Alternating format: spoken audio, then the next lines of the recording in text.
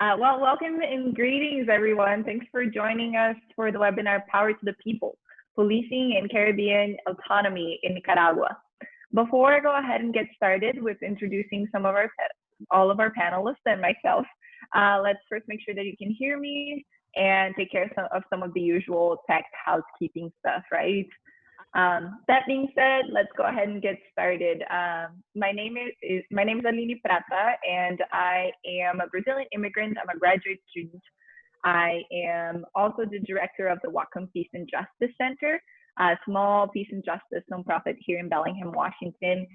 And I'm also moderating this panel as the representative of our Pacific Northwest Solidarity Network, which was not an organization, but a space founded earlier this year when Cindy from Seattle Lilo and Barry from Corvallis Latin American Solidarity Committee and Jack from the Portland Central American Solidarity Committee reached out to the center and to many other organizations here in the Pacific Northwest to, first co-host a talk on sanctions within Kovalik, and also to continue that conversation and continue building relationships, alliances, some political cohesion in our region, and co-host educational opportunities like this one that share, that open the space for us to share our responses to all of these challenges that our orgs and also our communities here in the US and in the Global South are facing during these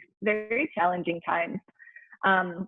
So the goal for today's event is really to start learning from our comrades in the Global South, and in this case in particular in Nicaragua, about alternatives to the US militarized police force, and hopefully kick off a series of events and opportunities for us to learn together. And that being said, it's important to ground us also in the reminder that we are on indigenous land. In my case, I am in Noxaco, Salish, and Lectamish people's land.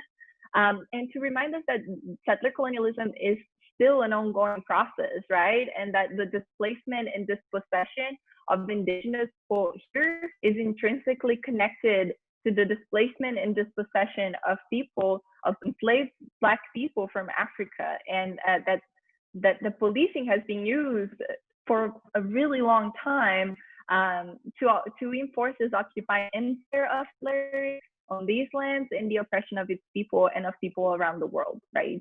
So let's be grounded in this reminder that although there was lots of power in both the anti-Blackness and settler colonialism that founded this empire, there's so much more power in the solidarity that oppressed people when they come together have, right? Really, I was listening to a podcast hosted by the People's Forum in New York, which is where I had the chance to meet some of our amazing panelists of today, where Vijay Prashad reminds us that the opposite of imperialism is decolonial work. So let's let that ground our conversation and get us started. And with that, I'd like to start introducing some of our panelists. We'll have four main speakers for today: Aleyda, Lola, Betty, and Ajamu. Welcome, everyone. Aleyda Aragón is the founder of the Sandinista police after the triumph of the revolution. Today, she's a practicing elementary school teacher and lawyer who has decades of experience organizing in her barrio and with the National Coordination of Retired Officials, CNOR. Welcome. Lola Esquivel is a member of the board of the Gloria Quintanilla Women's Cooperative, which is a part of the Rural Workers Association, or ATC.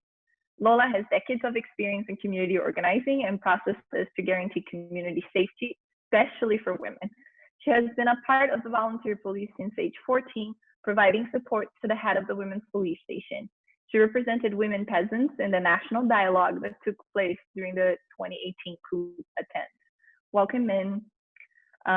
Betty Rigby is an Afro-descendant woman from Biui of the Nicaraguan Caribbean coast. She has a master's degree in social anthropology and was a part of the Intersectorial Commission on Land for Caribbean Coast region for indigenous and Afro-descendant communities from 2003 to 2006. She has lived on the Caribbean coast her entire life and we'll talk about Caribbean coast autonomy and the changes in the Caribbean coast for Black and Indigenous people over time. Welcoming Betty, and finally, Ajamu Baraka is the national organizer of the Black Alliance for Peace and was the 2016 candidate for Vice President, the Green Party ticket. Ajamu is on the administrative committee of the United National Anti-War Coalition, where we actually got the chance to meet in person earlier in February. He is an editor and contributing columnist of the Black Agenda Report and is a veteran grassroots organizer whose roots are in the liberation movement and apartheid in Central American solidarity struggles. I am just so grateful and so honored to be in all of your presences today and to learn from all of you. So thank you so much for joining us. And the way we're going to go about this panel is Aleyda, Lola, and Betty will share remarks first. They each will have 12 to 13 minutes to talk.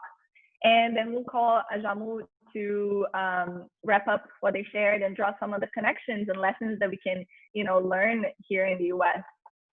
And then finally, we'll open the floor for a couple of questions from organizers on the ground and community members. And I just wanted to take a second to apologize ahead of time for not being able to take questions live usually in the chat box because, or at least not as, seeing your faces in the screen. That would be amazing, but we've seen huge rise in Zoom bombing, specifically targeting events like this one. So we just wanted to make sure the focus today was on building our solidarity and learning together. And we invited folks who are doing the work on to ask questions. But if you have any other questions, the panelists, please send them to me and I'll make sure to try to forward them after the webinar. My email is office@whatcombjc.org. Yeah, and then let's go ahead and get started. Aleyda, would you like to go first? Buenas tardes. Good afternoon, good evening. It's almost evening, so excuse me if I sound a little bit hoarse, but I'm going to take this 12 minutes to give you as much information as I can and to interact and to give you information about the work that we have done. We, men and women, have had a big impact on the history of Nicaragua when we're looking at our role. But before I tell you about what we've lived through and how we founded the Sandinista police, which is now known as the National Police, I would like to go back to a history lesson. They say that 1927, when the U.S. intervention began in Nicaragua, and then in 1934, assassination of Augusto Cesar Sandino, the general of free men and women, was when one of the most bloodthirsty dynasties in Latin American history was founded, and that was the Somoza Garcia dynasty. And we started with the first Somoza we called the Old Tacho. And I wanted to tell you this because it was known that the National Guard that had been trained by Koreans, Israelis, and U.S. troops comprised an elite that was in charge of what they said counterinsurgency. They had their famous EBI troops that violated all of the standards of Nicaraguan society at that point in time. Why do we say that they were the elite? This was the elite, and one of Somoza's sons, the youngest one, Anastasio Somoza Portocarrera, was in charge of the basic infantry school for the EBI, and this was located in the area of Tizcapa, which you can go and visit now, and you can learn about the history of Nicaragua.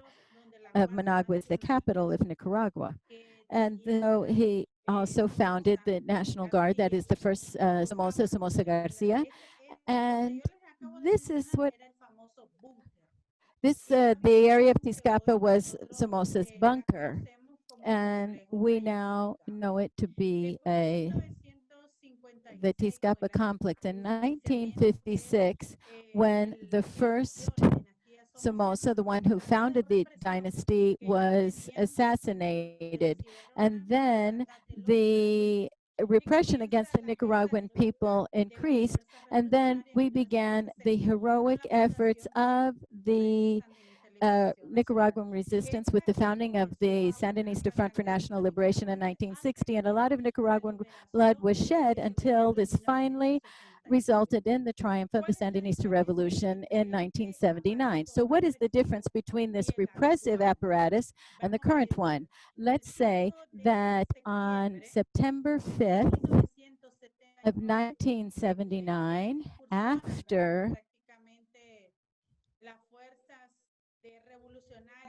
the revolutionary forces had taken over the entire country, we became aware of the need to establish a division of the men and women who had been fighting the war for revolution. And so on September 5th, 1979, we founded what we called the Sandinista Police. This was in the middle of our revolutionary efforts, and it was divided between the Sandinista People's Army and the Sandinista Police.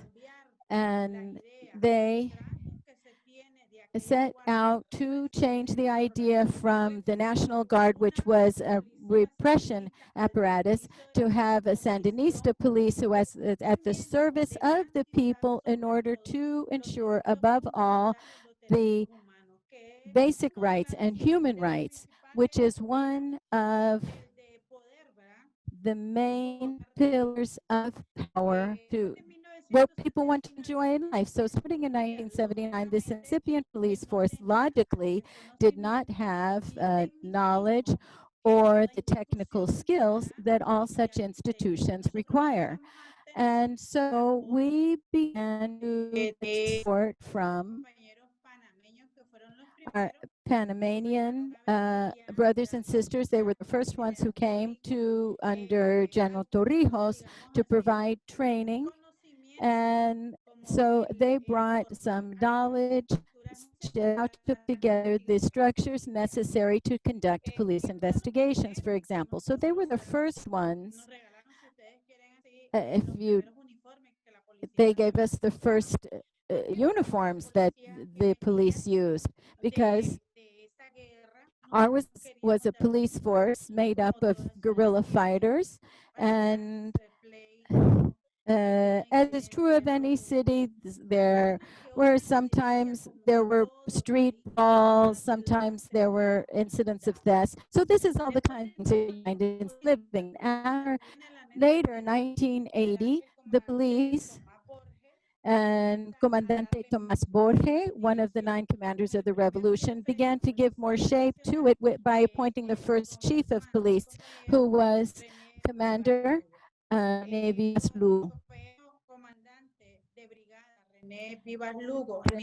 Lugo was a brigade commander, and he served from 1979 to 1982 as the chief of the National Police. And he also served another term later. And David Blanc was the second in charge, and also Enrique Smith. These were the 3 in charge of Managua and its municipal area. So, and there were also regional chiefs, because people need more services, the population and the citizens did. So what was the main mission that we had as the Sandinista police? First, to provide respectful service to our people. Second, to provide service and to investigate any crimes that were reported to us. Despite the limitations that we were living under at that point in our history, we didn't have very many police units, because the National Guard, because of the way they were operating at that time, they didn't have that many, but as our population was growing, we saw a need to establish new police stations so that people could, rather the police could more quickly resolve any problems that the population brought to them. Later, we have, after Rene Vivas Lugo, our second chief was Brigade Commander Walter Ferretti Fonseca. That was from 1982 to 1985. After that period, well, rather during that period, we began to have a more properly trained police force that had more technical skills. And we also received assistance from our Cuban brothers and sisters. And there were some women who headed up some of the divisions that were being created in the police force. This time we already had a criminal laboratory, and we also had a laboratory that had ballistics capacity and another national traffic police. So this entire process after the counter-revolutionary wars started, we began to place greater emphasis on the aggression against our people, that is against us. And so we began to design a better strategy. What was the better strategy? First, to defend our territory. This led us to establish the Sandinista Defense Committees. And these Sandinista Defense Committees were organized hand in hand with the National Police. And they were able to better handle the common crime that was occurring at that time. By this time in 1985 through 1988, we had our first female chief of police, and that was Commander Doris Tijerino Alzam, a very dynamic woman who revolutionized the institution in terms of improving the structure and also offering better training for the members of the police. By this time, we had the Sandinista Defense Committees, the CDSs, that were able to give the police information so that each neighborhood and block could be free of any criminal activity. You may recall that there are always incidents and problems, but our greatest strength at that point in time was that the people were organizing ourselves, and this facilitated the work of the police. Also, the Sandinista defense committees helped the police because we did not have enough staff to respond quickly to every incident. So this is when the volunteer police force came about, and they're the ones who helped us as a stronger police force to confront situations. Here we have a picture of me in the uniform that I had at that time when I was just 18 years old, and I really started working on, I became involved in the revolution when I was 15 years old. I took up arms, and I took the path that has led me to where I am in life. And then in 1990,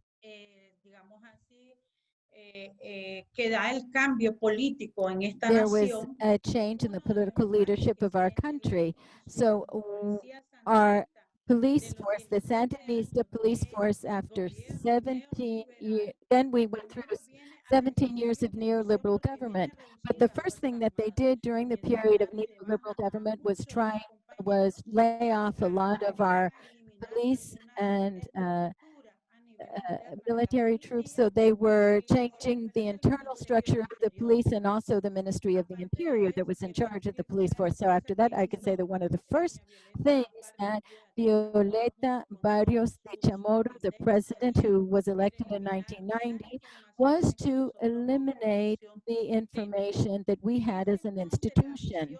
At that point, the vision of serving the people disappeared, and some strange words began to appear, such as to professionalize the institution.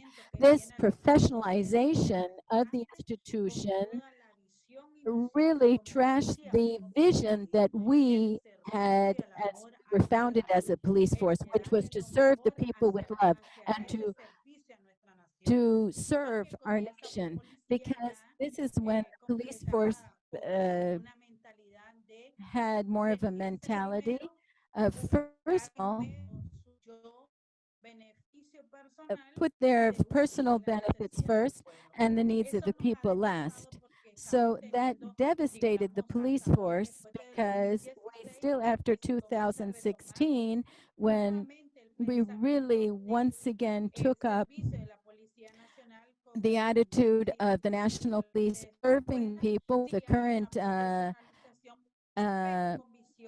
chief of police that we have, we now have more of an idea of nation building. Here's a photograph. I have my colleagues there that I was had the pleasure of serving in the army with as well. And there you can see our uniforms, and this is the volunteers in the People's Militias. I have to say that I'm very proud to have participated in this police force, and now I am enjoying civilian life, but I'm still serving my people in the Ministry of Education and also as an attorney. But since I'm retired from the police force, I still am very active in the defense of our people.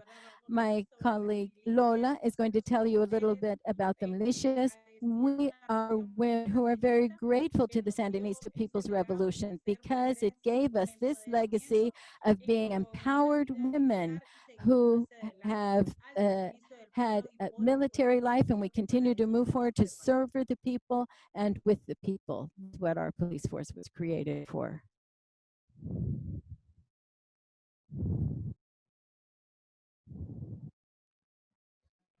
Thank you so much, Aleyda, for grounding us in such a historical perspective. Lola, if you would like to go ahead and get started.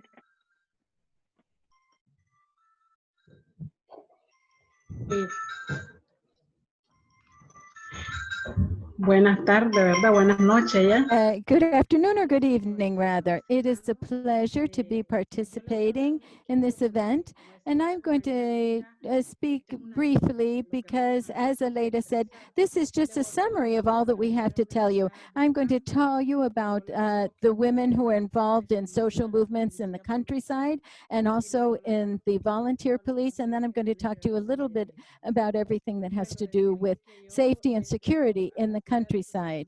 And so as was mentioned, I joined the Rural Workers Association when I was 14 years old. I also learned to read and write there. And I also became a member of a union, which at that time was called the Herman Pomares Union. I didn't know how to read or write, and I learned to do it in that union because I wanted to be part of the social movement and help other people. But I also learned about our history of struggle since 1979, and all of the problems that women in the countryside faced, because we lived in camps. We didn't have our own homes. We didn't have our own place. We really lived in the workers' camps of these large farms. And so I was an agricultural worker, working on coffee and all aspects of coffee growing. That's where I started. And that is where I had the opportunity to defend our rights, particularly as a woman, because I was mistreated by my parents and by my husband. And I saw a lot of injustice in the farm where I worked. And this motivated me to get on a path to use humanistic tactics to defend women's rights and also our labor rights, and how to form a union and how to defend women's rights. Because we should recall that in 1983, we women weren't voting. We didn't have a right to equal pay. And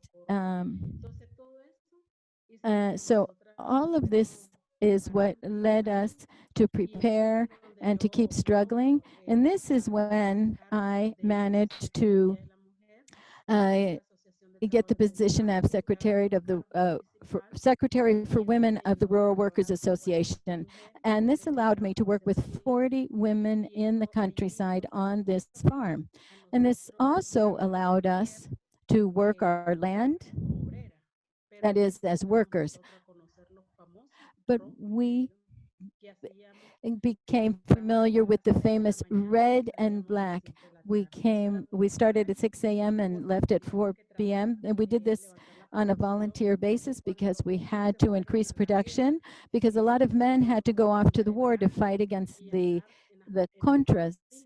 And we had to stay on the farm, making sure that production would not fall. So we were not firing bullets on the battlefield, but we were very much part of the war, keeping up production on the farm. So this is something, I remember these sacrifices, and these are examples for young people who are part of this organization, and this helps young women to get organized and to see that we are valuable and we can do this. A la policía voluntaria.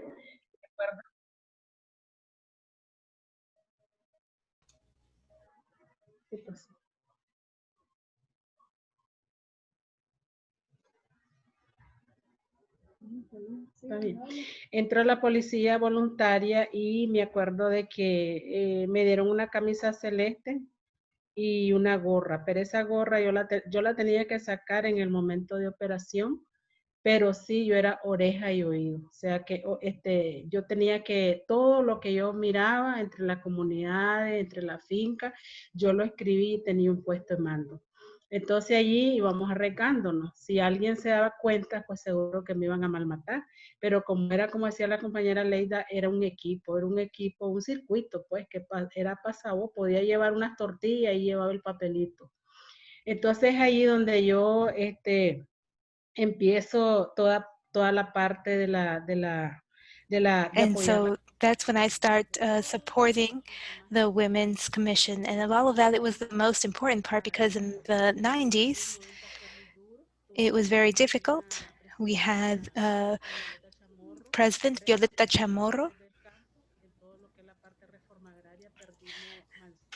And when it came with we lost so much that we had gained during the agrarian reform, but then also many women suffered violence. And so in the municipal team, I was part of a commission, institutional commission that was based on gender. It was the first time I had seen something that was gender-based. And I was participating with the women from the field, the Association of Women from the Fields in UNAPA, the Attorney General, and the Minet, and the police, and the jury. And that's where we saw the comisaria, but not just on the municipal level. We also had to be in about 30 communities forming the commissions. It was difficult. There were women who arrived fleeing because of the violence that we were suffering against women. We didn't have a right to organize. However, bit by bit, we started forming 5-person committees so that they themselves could let us know if there were violence against women, if there was a child who was left behind, if there was anything that was going on in the community or in the neighborhood. And that is where we were able to do advocacy on the department level. We took a letter to Neo Francisco, and we formed the Commission of Women in El Crucero, and I'm really proud to have been part of that effort that, God willing, and thanks to God, it continues. And I am not part of it, but there are other compañeras who are trained young women. This also allows us to coordinate with the prosecutor's office and with the judge. If a woman had 8 or 9 children with no birth certificate, we would go there, and then those children got the certification through this very commission, and that allowed us to really develop. I'd like to tell you as well that at 56 years of age, I belong to a national commission of the internal police forces, and I work in coordination with the national police and with the army and with the national commander for security in rural areas. And why is that important today? Because we're talking about the environment, we're talking about the violations of women and of assaults. of the young folks so that they don't get lost in drugs and alcohol. And I feel proud. And I think I'm gonna leave this world doing that work. And I'm very proud to be part of that commission. I like to do it. It's something really beautiful because when something comes out of your heart, which is what happens when you're a part of the volunteer police force, it's something that you do with love, but it also creates a change. Not for a family, not just for the woman or the child, but for a whole family. In my community, in 2010, I got 79 families to sign the document. And of those, there were 50 men who did not want to sign because they wanted to have taverns and gambling in the community. And so we said, well, if you want to do that, then we're not going to participate. And so we have been able to since have a community that is safe and healthy and alcohol free. And why is that? Because you know that when men drink, they spend the family's income on alcohol instead of food. So with rural workers, and I was out there worker, that was then, but now I'm a treasurer of our cooperative, and it is really the center of the community and of this municipality. And so, you know, we highlight the right of women to defend ourselves of the police commissions because it's very important. And also everything related to security in rural areas. Because we're not just talking about people either, we're talking about the animals in the woods, everything that has to do with our very precious trees. And we very hard to feel it's not, or with those trees, and it's not fair for people from the outside to come and take these resources, the water, the rivers. So to this day, we continue working, and we want to tell you that we have now 40 women, and of those 40, there are 20 who are younger women from 16 to 20 years of age, and they participate in these commissions that I've mentioned to you, and also with the ones for youth in the police force, also with women, and with the prosecutor's office, because these are the only ways that we can see that in the community, we are really the eyes and ears of informing something that is attacking or something that is injuring humans and fauna or the environment, because we as women also produce the food that we eat, and if we don't take care of Mother Earth, you know, what's going to nourish us? So I want to say that at 14 years of age, I entered, and that was really my school. That was my training. And you can ask me, I have a piece of paper that says that, and I don't? Really, I have learned things empirically, and I like to protect rights and go to the courts and do this and that and be active. So thanks to women in the rural areas and to my cooperative, we're now 49 women, and now 60% of the women in the cooperative are younger women, which has allowed us to work even more every day. And I also want to say that here in Nicaragua, the current police forces, I want to highlight that our families, and I'll give you an example. I have a brother who entered the police forces, or rather the army, and has been there for 5 years. I have another brother that got into the police forces. So what do I want to say by that? That there are people who are going into these forces with a very clear conscience and who are committed to the rights of people. And I think that in this commission, that's what we're really about. That's what we talk about, because we can't have someone included if we don't know where they're from. So that's why it's a volunteer labor that you offer with love. And I want to say that I really thank you for having listened to me. If you have some kind of question, I'm happy to address it. And thank you so much for having invited me. Thanks, Aleyda. Thank you, not Aleyda, sorry, Lola. Thanks, Lola, and thanks for sharing so much of your trajectory and your work, compañera. Let's go ahead and pass this to Betty.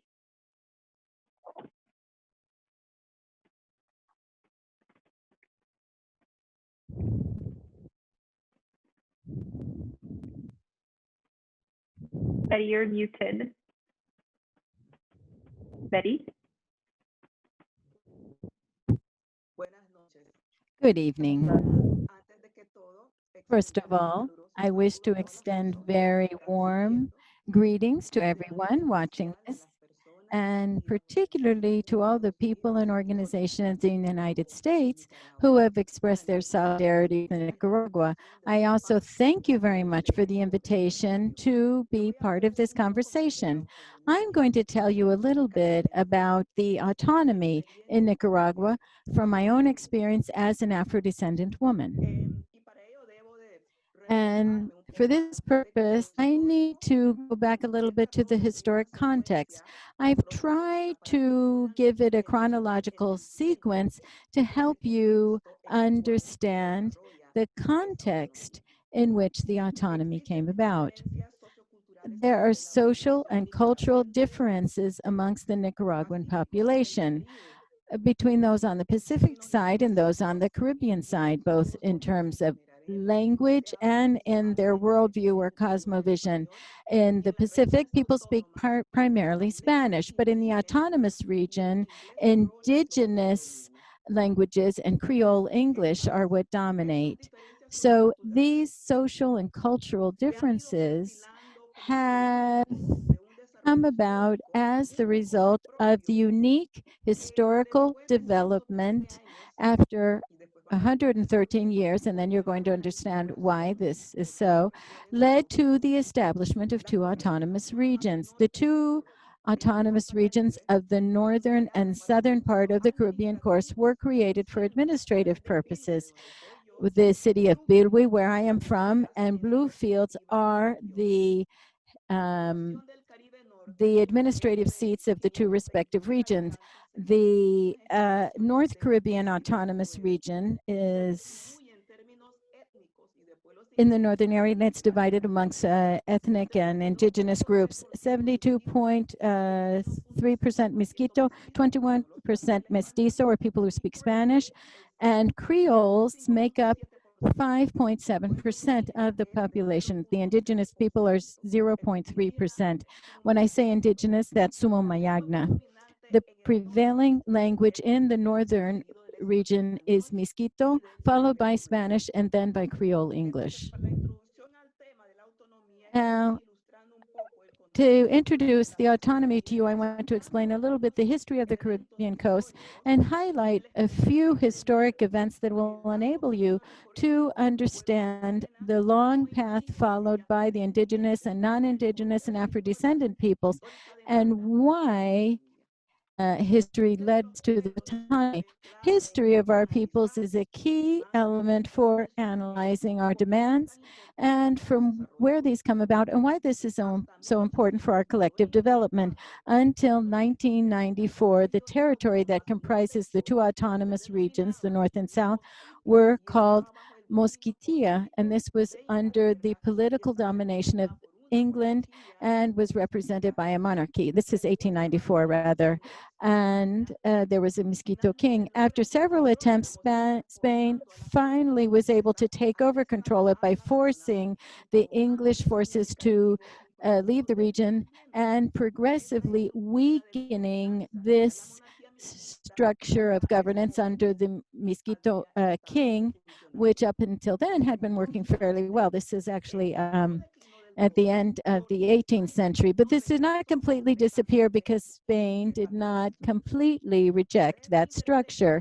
So it was Spain's interest in La Mosquitia it dates back to the fourth trip by Christopher Columbus, who got trapped in a storm and went into the Coco River and named that Cape Gracias a Dios.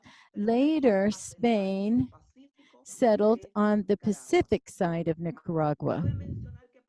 We should also mention that thanks to the strong partnership between, or rather alliances between the English, the Mosquito, and the Afro-descendants, they were able to, those people considered themselves subjects of England with all of the implications that this historic and cultural tie brought about. This feeling of belonging to meant that they flew the British flag in this indigenous territory at all times.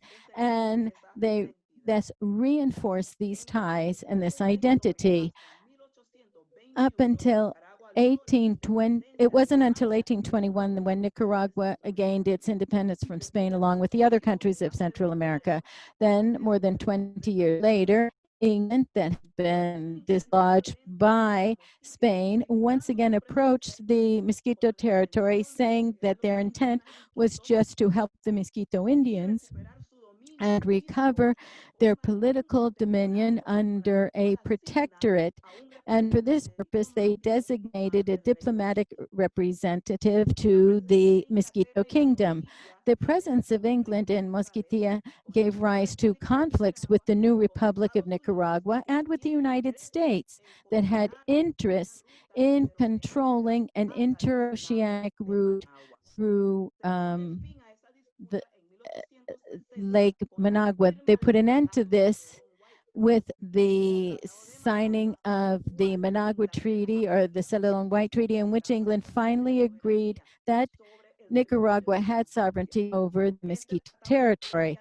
This treaty had some very important clauses to ensure protection of the Mosquito population and all of the population in general in this territory against any external threats, including, amongst other things, that the country, which up until that time, the Mosquito people were to have right to this territory no matter what the borderline. They had the right to govern themselves according to their own customs and according to the rules that they may adopt, as long as these were not incompatible with the sovereign rights of the Republic of Nicaragua. But having signed this agreement did not prevent the Nicaraguan government from perpetrating abuses, and the military force abused this territory, which led to a deterioration in relations between the Mosquito monarchy and the governments in turn. There was a lot of looting of the natural resources and land takeovers. This hindered Nicaraguan sovereignty. Despite this history of abuse for their rights, and far from discouraging the Mosquito people's desire for autonomy, it became stronger over time, and it endured in the collective memory and led to a feeling of antagonism and continuous resistance to the Nicaraguan government, conceived as a government that did not speak English, but rather Spanish. The Mosquito authorities brought up their claims continuously and made countless diplomatic gestures between Nicaragua and England. And these parties signed another treaty, which was called the Harrison-Antamidano Treaty, which reaffirmed the right to incorporate Mosquito territory as part of the country of Nicaragua.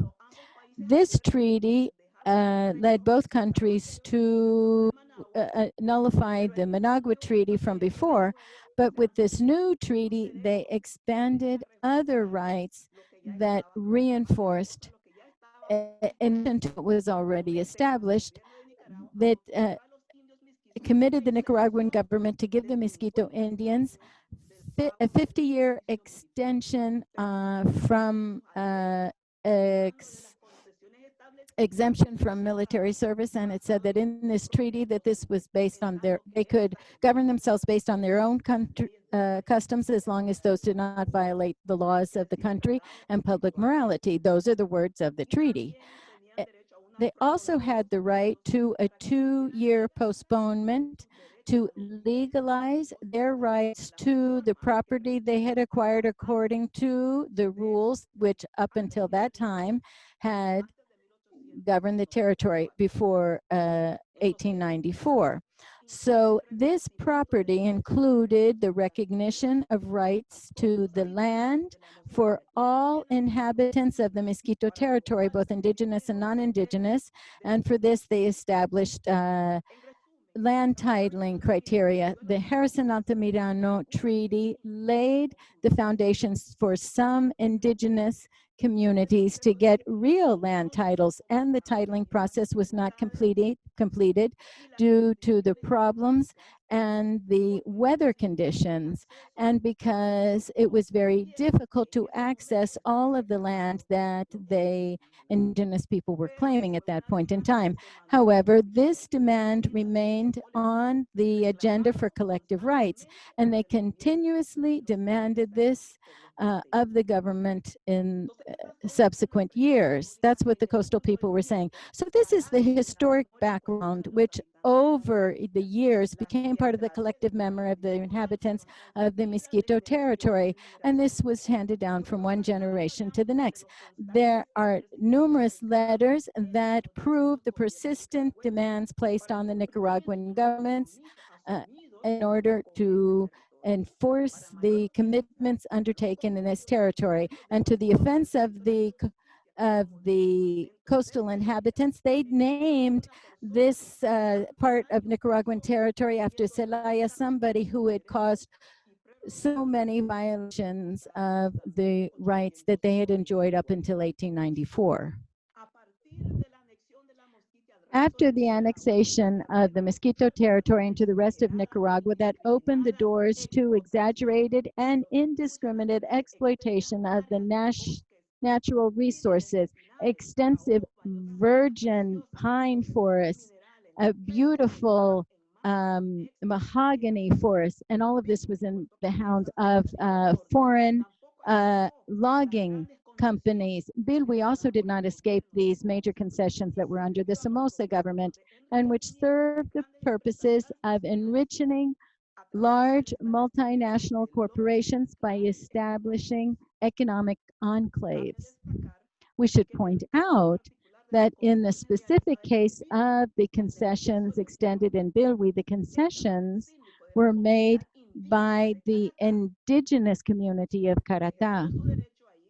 They exercise their right to obtain a real title under the Harrison-Antamidano Treaty, and they signed this with some American companies for the extraction of pine trees by paying something to rent the land. In terms of mining concessions, these transactions were done directly with Somoza's government in areas now known as the Mining Triangle, which is comprised of Bonanza, Rosita, and Ciuna, 3 mining towns.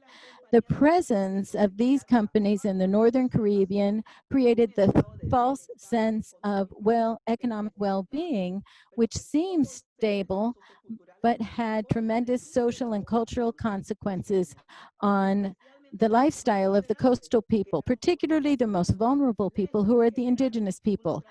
Far from bringing about real and sustainable social change, it created tremendous dependence after the introduction of consumer goods, which were purchased by workers through the company stores.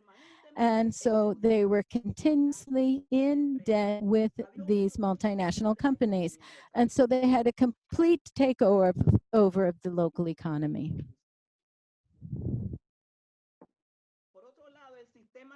In addition, the local system that characterized the community economy, which was one of trade and bartering and exchanging of goods, this was transformed into a monetized system. When these companies began to leave Bilwi because of the global recession and the disease that plagued the banana plantations, and also changes in the international market, a lot of that basic infrastructure that these companies had created to facilitate their extractive work were also removed. Given a lack of sources of employment, there were waves of migration of the Creole and Mosquito populations, primarily towards the interior of the country and also outside of the country, while the indigenous people returned to their communities of origin, their traditional practices of subsistence agriculture, hunting, and fishing, and the local economy continued to deteriorate, while basic services were at a tremendous deficit, including water, education, and electricity. And we lost our education in English that existed up until then. And at that point, the public schools began to teach in Spanish.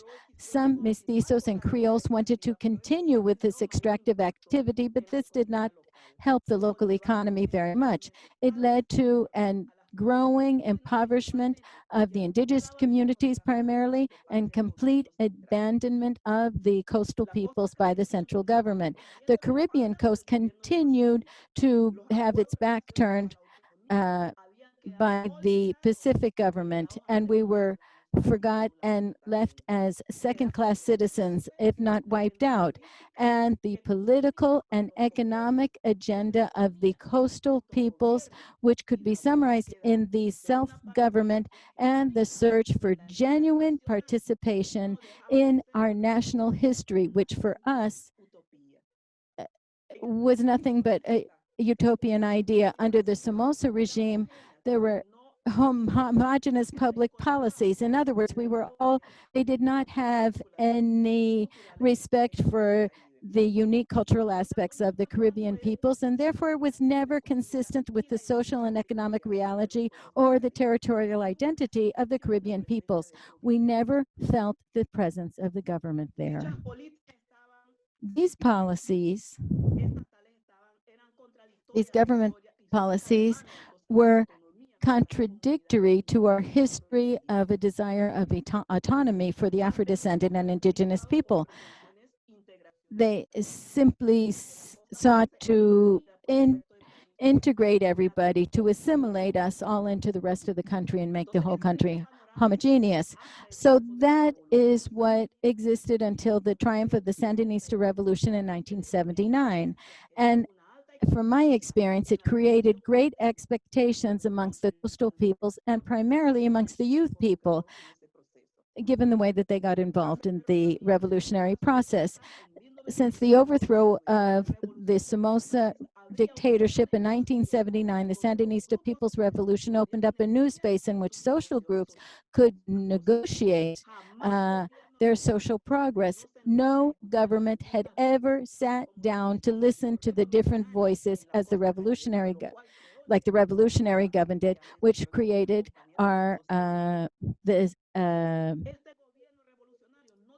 Sandinista defense groups. And we learned about the Caribbean people and all of our historic baggage that led to the systematic exclusion of us from the life of the country, and they instituted, so the social and educational programs did not meet people's expectations quickly enough.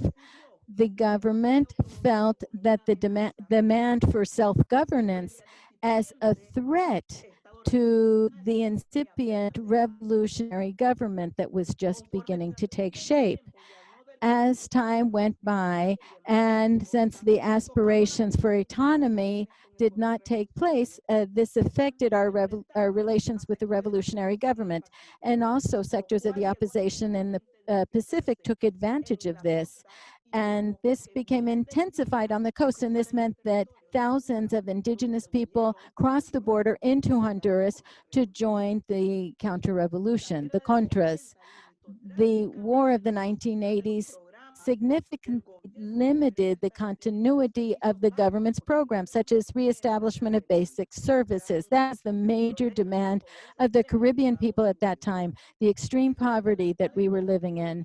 And during this time, while the indigenous people continued to demand autonomy from the Nicaraguan state, and they continued to insist on their social and cultural rights, these were some of the fundamental pillars of people and also access to our ancestral lands. These are things that they could never accomplish with previous governments. In 1986, that was an important milestone in this history, because this is when, for the first time, the government incorporated into the national constitution of Nicaragua the existence of indigenous and Afro-descendant peoples.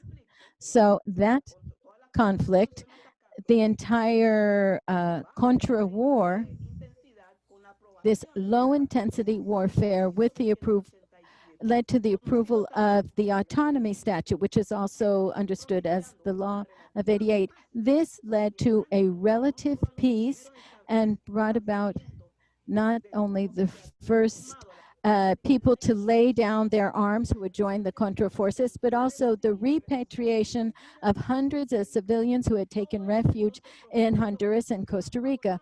All of this created a favorable climate to hear firsthand about our proposals.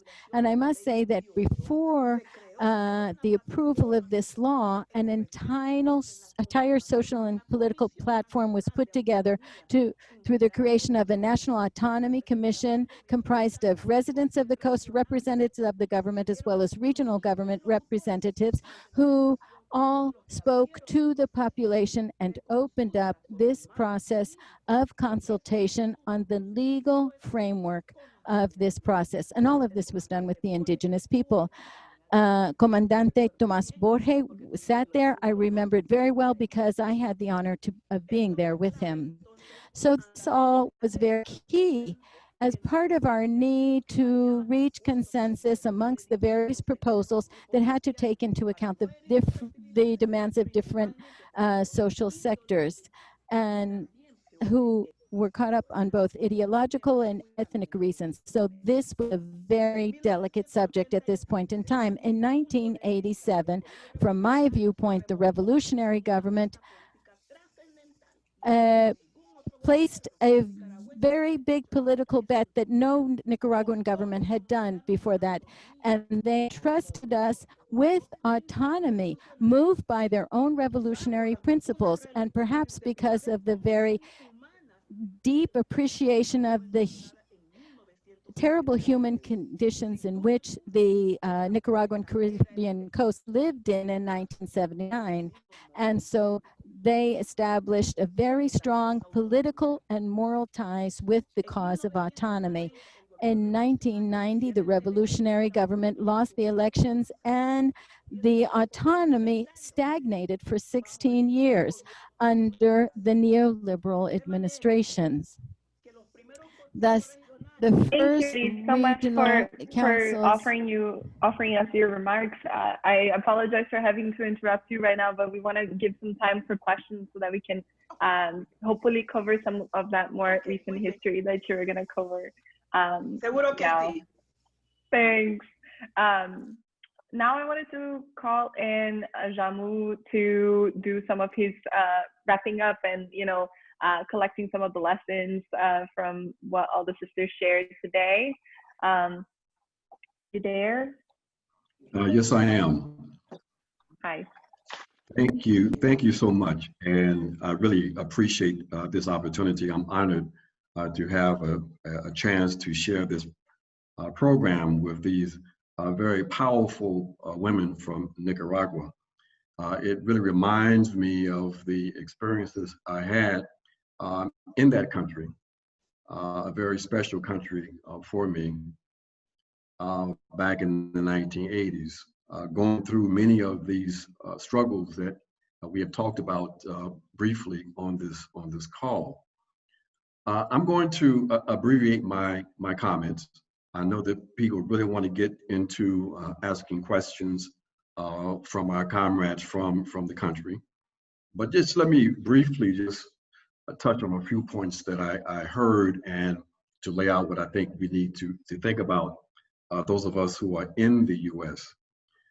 It's really important, Comrade Aleyda, in sharing the experience of establishing a national police force in Nicaragua, reminded us of something very important, that this police force established in that country was a police force that came out of a process, a revolutionary process, a process in which there was an alteration in the relationship between the people and the representatives of public safety in that country. That relationship changed because the state changed. And that's important for us to understand that when we talk about changing the relationship between the communities and the police, we have to understand that the police are an apparatus of the state. And if one is serious and wants to change that relationship, then it quite naturally follows that one has to be prepared to, in fact, change the nature of the state. Let's be very, very clear about that, because there's no reform that many of us attempt to try to push in the U.S., believing that we're going to fundamentally change the nature of the police forces in this country without addressing the issue and the question of the state. When we see police forces in the U.S.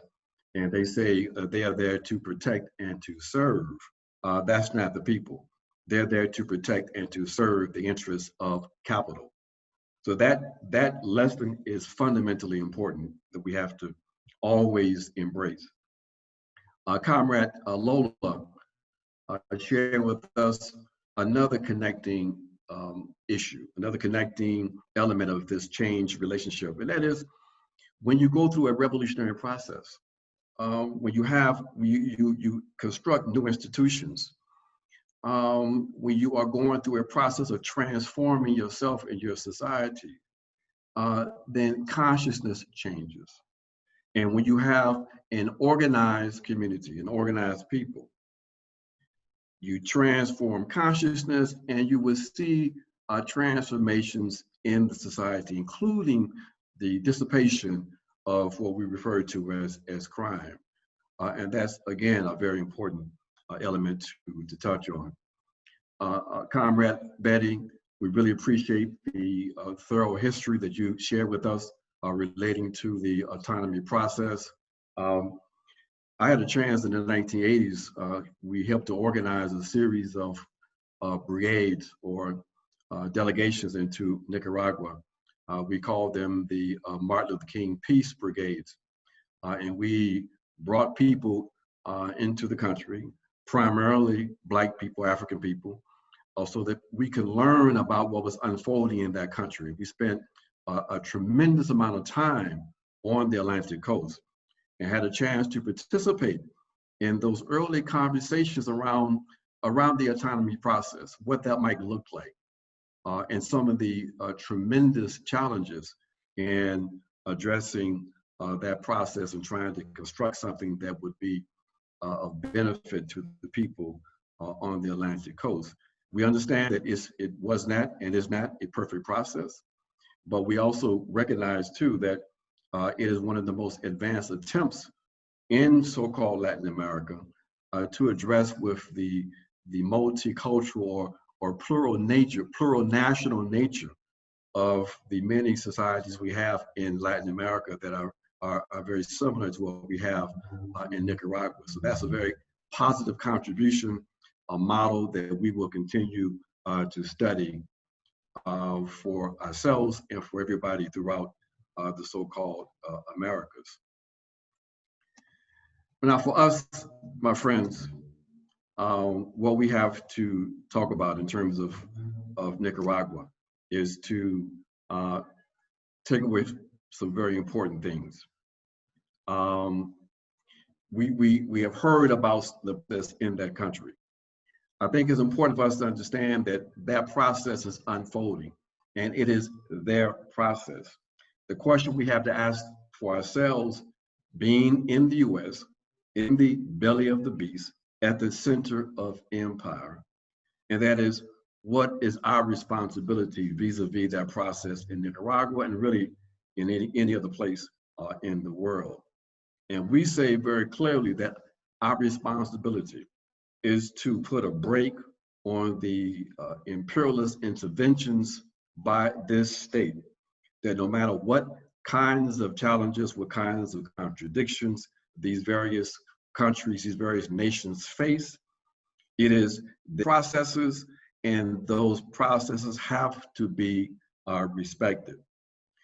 We have to do that, my friends, because the aggressive imperial policy of the United States of America is resulting in real suffering for millions of people around the world and millions of people in our Americas, in this region. We have to do that because we have to understand that we cannot hope to address the contradictions of the US state domestically without understanding what this state is doing beyond its borders. Understand that we are looking at one system, one guided by one state. So you're not going to win relief in the US while you are silent vis-a-vis what the US criminal activity of the US state is involved in globally. We have to make those connections because the enemy is quite clear. When Mike Pompeo talks about re-embracing the Monroe Doctrine, we understand what that means for those of us in the Americas. The Monroe Doctrine is another expression of white supremacy. It is the extension of the concept of the doctrine of manifest destiny, the justification used by the US settler state in its criminal march across the territory that became the United States of America, as it conquered and subjugated the peoples of that territory, as it enslaved Africans in order to build its empire. So we understand what they mean when they re-embrace these kinds of white supremacist terms. And that's why we say very clearly that for us, we name the enemy.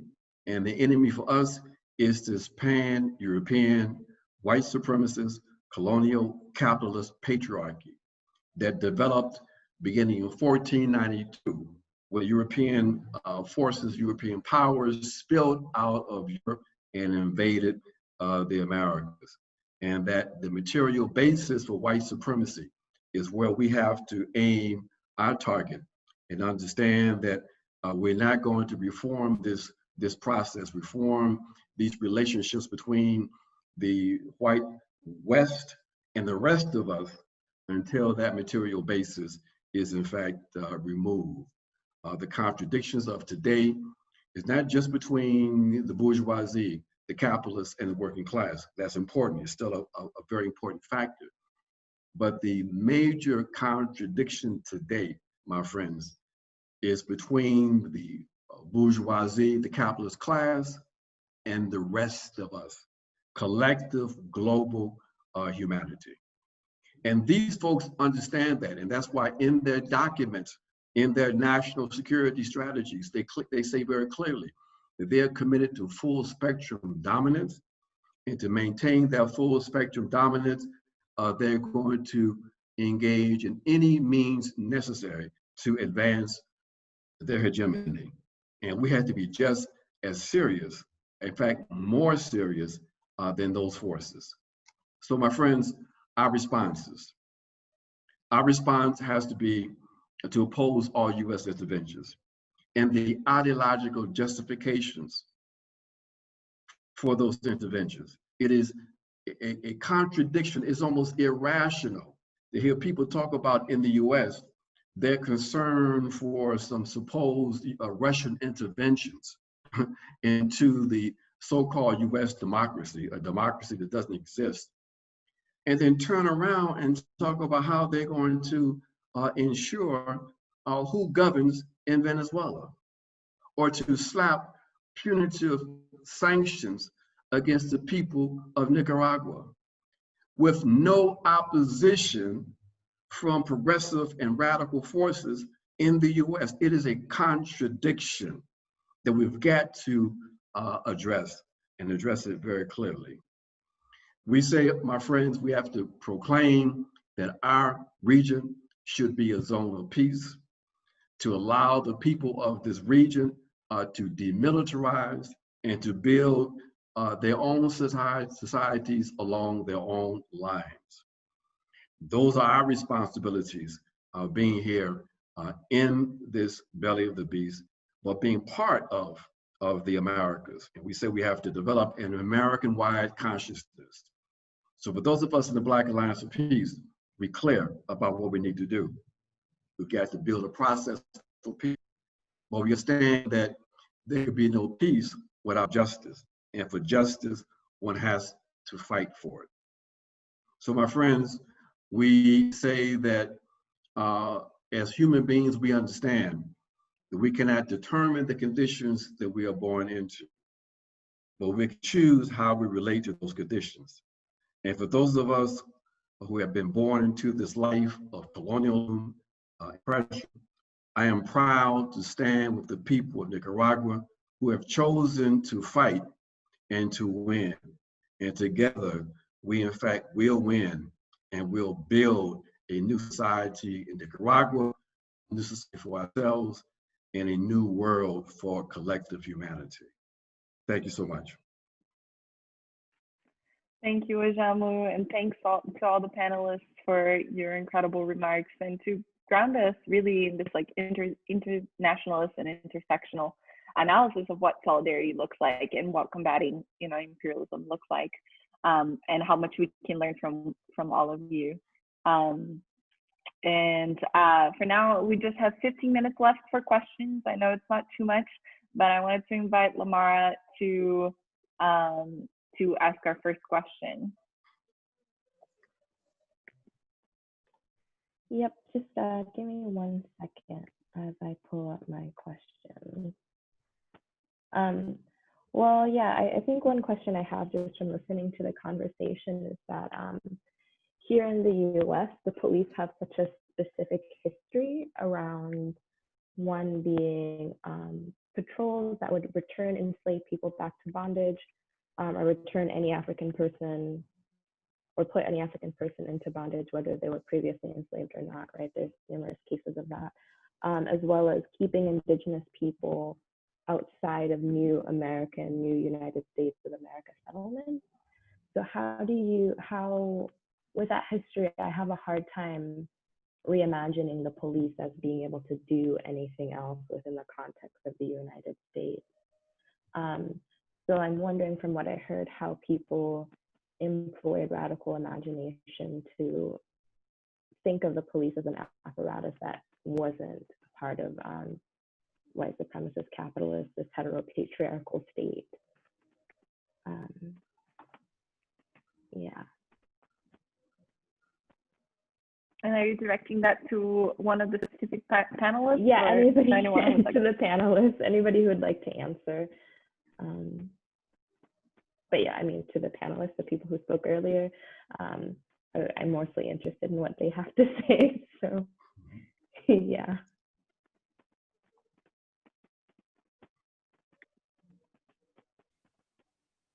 Solo quiero compartir lo siguiente. I'd just like to share this with you. For the police to not be repressive, it has to be part of their political and ideological training of serving the people.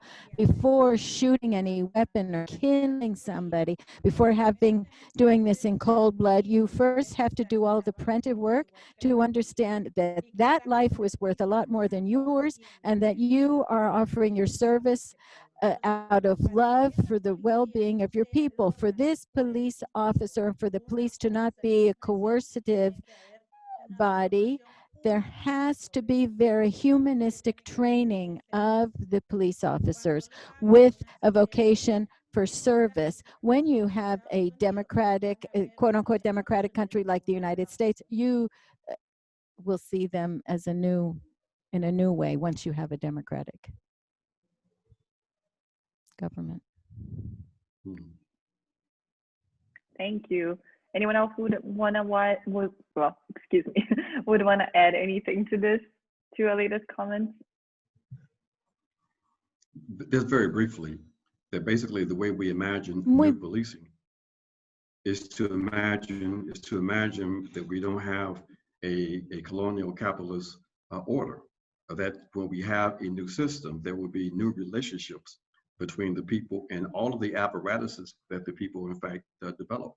The public safety and the police, these are not permanent institutions. These are things that reflect the current class relations in any particular society. So capitalism and the colonial capitalist system, they're not permanent relationships, they're not permanent institutions. And our imagination is one in which we imagine transcending the present. Thank you. Now I'd like to invite Queshia. Can you introduce yourself and share your question? Sure. Good evening, good afternoon, everyone. Very honored to be here representing PACA, Pan-African Community Action. We are a group of Africans organizing to build community-based power led by the most impacted. We're based in the belly button of the belly of the beast, Washington, D.C. So first and foremost, thank you so much, Betty, Aleyda, and Lola for your comments. Very, very informative. And if we have some free minutes, Betty, maybe you can finish your history of what you've experienced. But my question, so at PACA, we believe in community control police. And that's because political education is very important to us.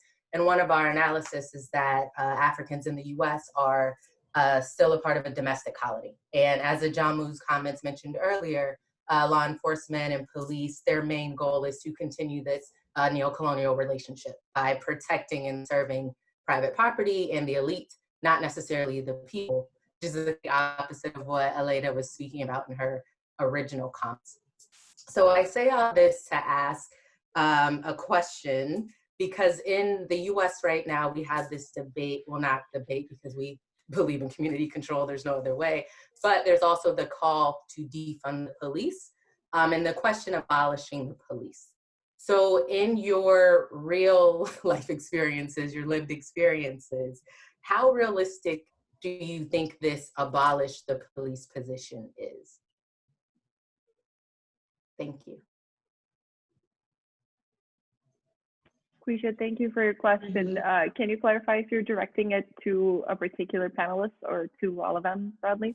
Initially, maybe Aleyda and Lola, but I would also like to hear Betty's perspective, especially coming from indigenous communities, because we often don't hear about that, so thank you.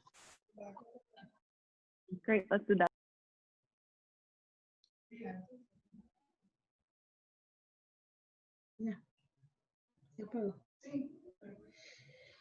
Yeah, I can answer.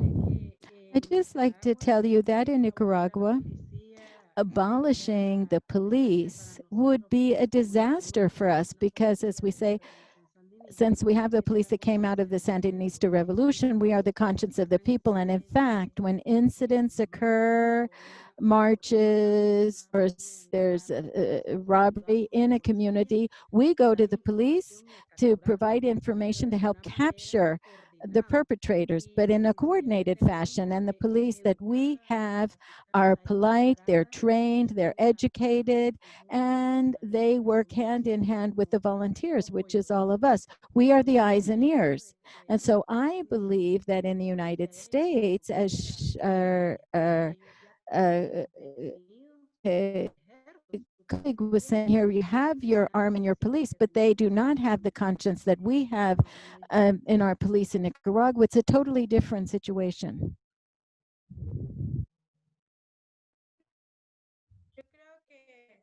I think that I can just add to what Lola was saying. You have to change the government's attitude, the attitude of the state. Now, the institution itself must exist, but what has to change is the vision. We have managed to get the population come closer to the police because you need to have that communication with the people. But at the same time, the police as an institution has organized itself, and there's a whole chain of information to respond to the public's needs whenever a police incident occurs. Now, what happens? It's back to what I was saying before. If we do not have this vision and this conscience to serve the population, you're never going to have that level of communication. And this is why, because Nicaragua responds more quickly when something happens that the people don't like. The people themselves help put together the evidence and facilitate the police's job. And that doesn't happen in very many countries. So that's the mentality under which we were created. This comes from the state. That's all I wanted to say.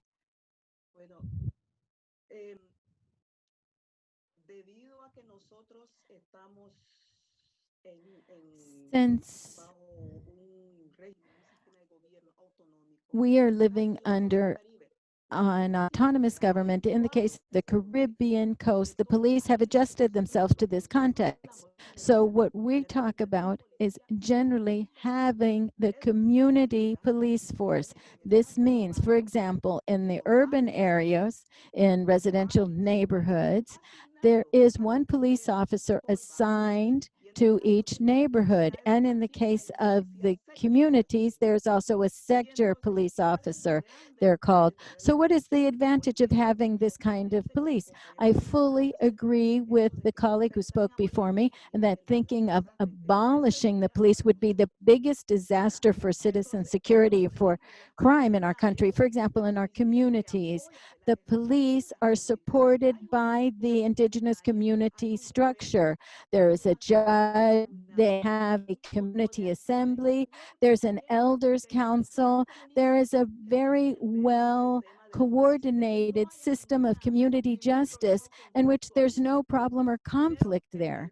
So first of all, the community association is the first one that results. For example, if a crime occurs in a community, a very serious one, and it goes beyond this level, then it gets channeled through the police. This means that it needs to go through a different process, that the community government can't handle it. The police are very active there. At meetings, for example, with the regional government, the police always participate.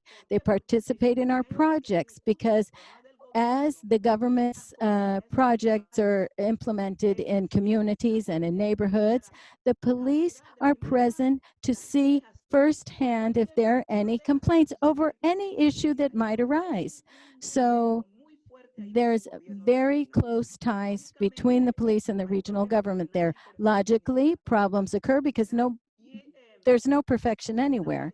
But the police at the beginning, and particularly, I would say, the profile of the community police force has been strengthened over the last 5 years.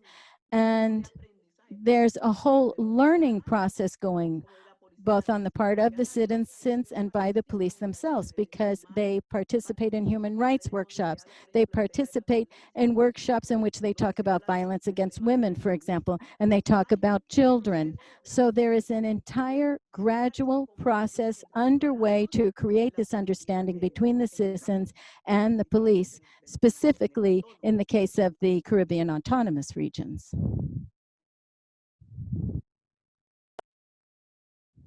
Great, thank you, Betty. Now we're going a little bit. I don't know if I could say something. Who is this? I just wanted to add something to make sure that we understand this.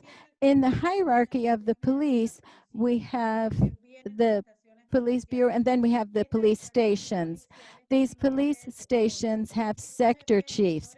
The sector chiefs are directed by, or they cover a certain number of neighborhoods. Each sector chief demographically knows what they've got. They know how many bars there are, how many schools, what are the dangers that exist in the sectors that they cover.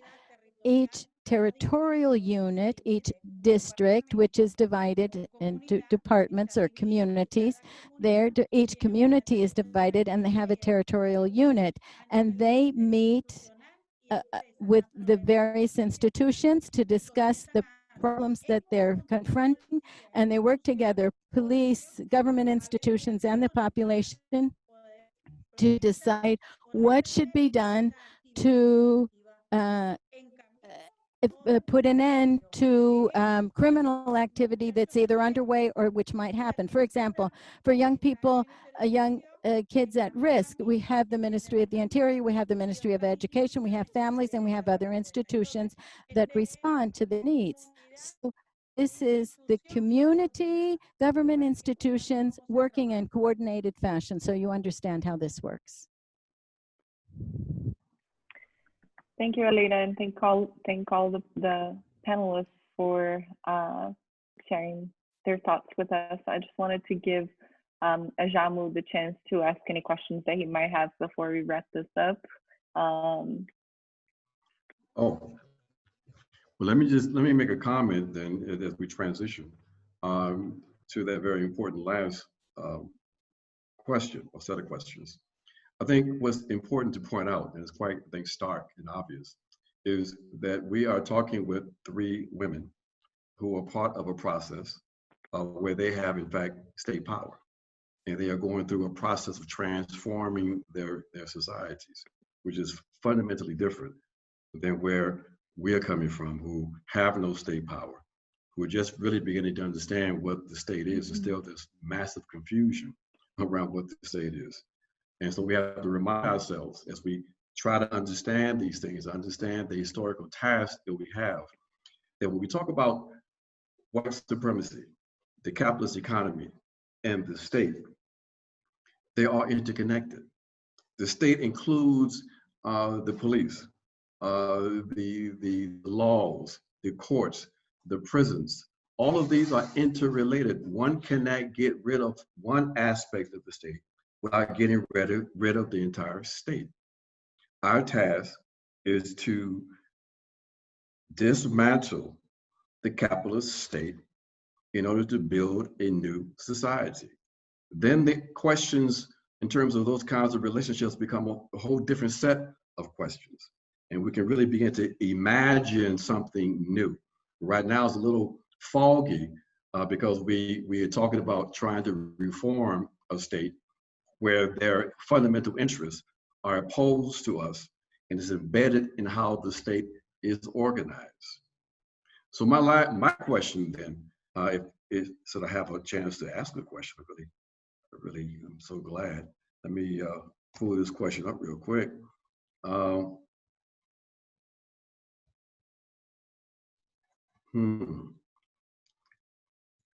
Okay, I got a question.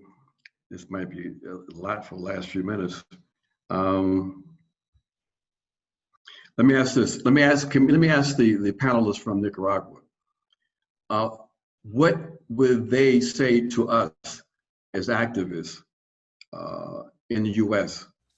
What do they see as our responsibility, our task, vis-a-vis the process that's unfolding in Nicaragua, especially as it relates to issues like sanctions and the subversion that we know was targeted to that country?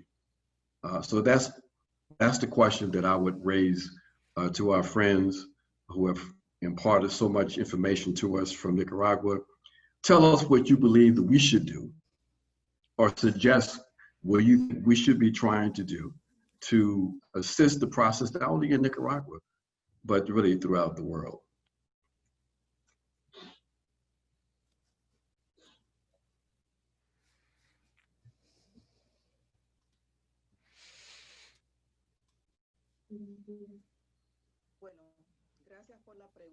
Well, thank you so much for that question. It's a bit of a hard question for me, but what I would recommend, based on our own experience of how we were able to get autonomy after 133 years, we know that no process is easy.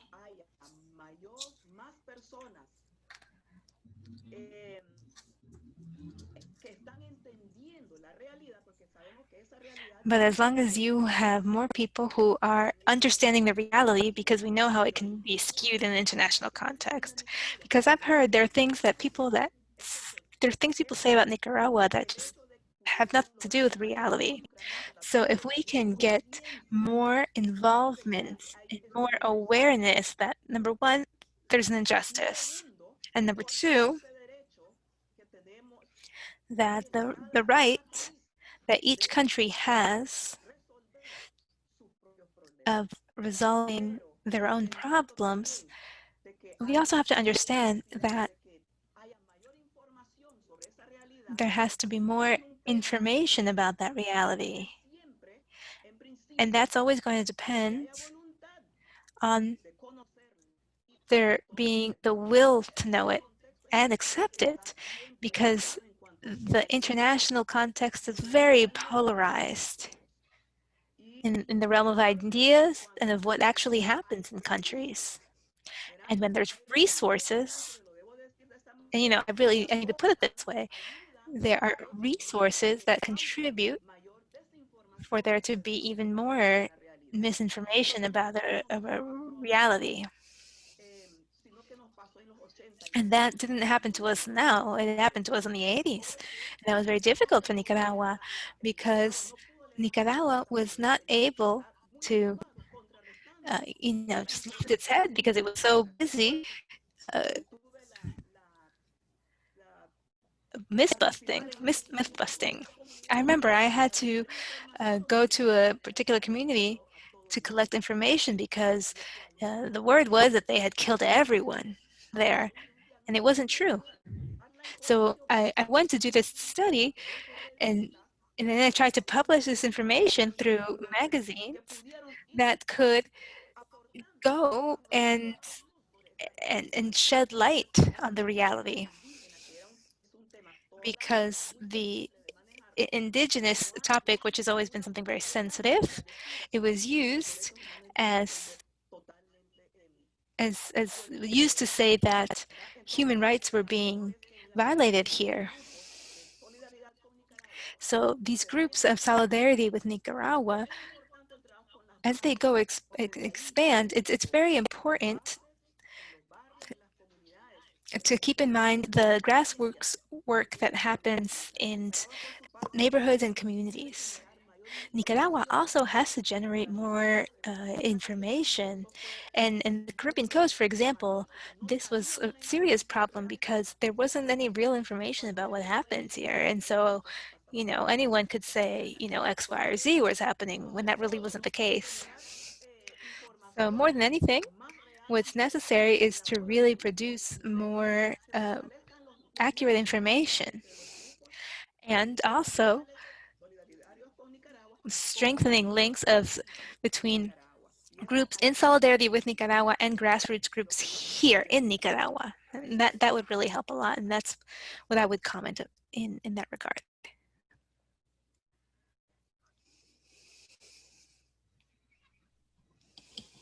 Lola, you're muted.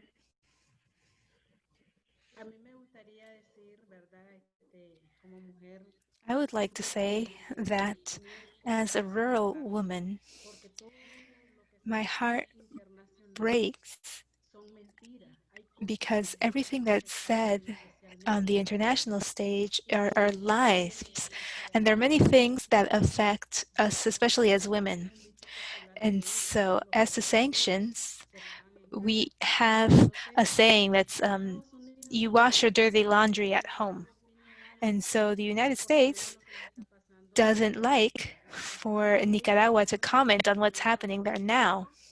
They don't want to recognize their own dirty laundry. And so what could be what could be done then? Communication and saying the truth. Because, you'll hear, oh, there's so many dead and this happened, and it was a lie. Also, a lot of young people, older people, we don't really know how to use what happens on, on these social networks, on the Facebooks and this. So what you could contribute is communications and this as well. If we can find people that can talk about your realities, we can also say they're suffering and you have to struggle. It's been a very long road for us, very difficult, but we've been able to make it, and so can you. Being more organized, communicating more, and really having the support of the people.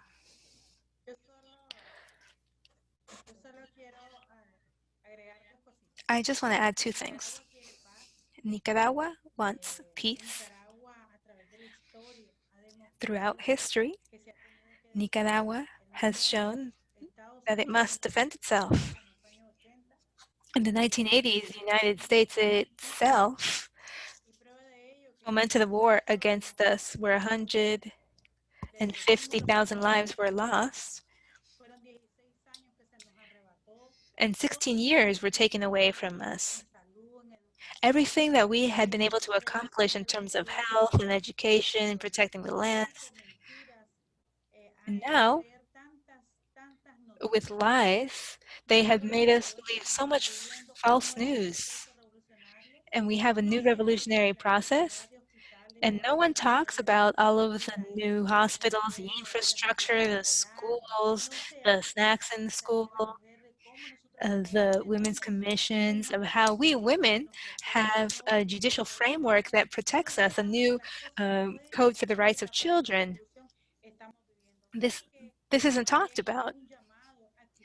So really the call is for you and everyone who has the opportunity to do so, collaborate with us by looking all these, put out the videos and the information that we put out to really absorb that. And when the borders are opened and when the airports are opened once more, it'd be great if people could visit us and see that what we have here is a people that is motivated to continue growing their economy and growing the programs that allow the people to eradicate poverty and extreme poverty that has been left to us. And we have even shown the International Monetary Fund that we have been very clear of have a very clear accounting. So the call is visit Nicaragua. We want peace. We want to be in peace. People who are asking for sanctions, it's not for a particular person. It's for the people, and they want to harm us. But this country has shown historically, because we've had a blockade in the 1980s, but we were able to overcome it because we are people in struggle and will continue to be.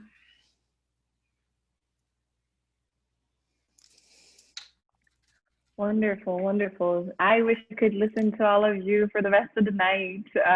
I am just so grateful to be in this space with all of you, and am really thankful for Ajamu, Queshia, and Lamarra's questions, and also to Lola, Betty, and Aleyda for joining us across borders tonight. I learned so much from all of you today, and I just would like to take a minute to also thank our speakers, interpreters, tech personnel, and the sponsors who made tonight possible. Our sponsor list includes the Pacific Northwest Solidarity Network, Friends of the ATC, Friends of Latin America in Maryland, Black Alliance for Peace, Pan-African Community Action, Whatcom Peace and Justice Center, Portland Central America Solidarity Committee, Legacy of Equality, Leadership, and Organizing, LELO, Whatcom Democratic Socialists of America, and the Bellingham Alternative Library. And a special thanks, of course, to Friends of ATC for doing all the technical work and supporting us in connecting with our Nicaraguan panelists in this virtual platform, and also for recruiting them as speakers and ensuring that they have good internet connection tonight. It's such a pleasure to meet all of you and to be in the space with you. Thank you so much, and let's keep learning together, right? Thank you.